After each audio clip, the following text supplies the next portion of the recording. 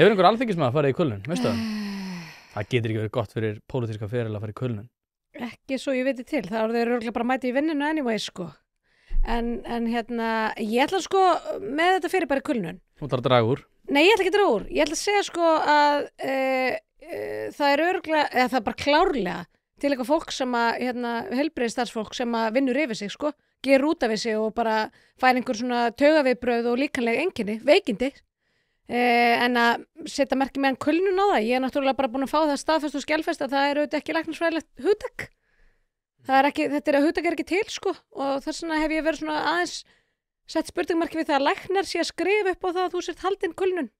Eitthvað fyrirbæri sem að er sagt vera vinnutengt ástand ef að þú gengur fram að þér í vinnu eins og þú hlýtur að geta gert og við þekkjum auðvitað dæmum þekkjum að fólk sem hefur gengið fram að sér í vinnu og bara og þurft að stiga skrif tilbaka og ég hef farið veikindaleyfi af því að það hefur verið komið einhver einkenni alls konar einkenni en ég set svona aðeins spurningamerki við framkvæmdina og auðvitað hvernig þetta hefur blásið upp og verið blásið upp, sko. Rokið upp og ég auðvitað hef lítið fyrir mér í því nema bara tölfræði og virk og samtölu við atvinnurekendur og svo auðvitað bara svona nærumhverfið. Þakka þér kærlega fyrir að hlusta á þennan stuttabút. Þú getur nálgast þennan þátt og allt efni hlaðvarpsins Ein Pæling á pardus.is/ein pæling.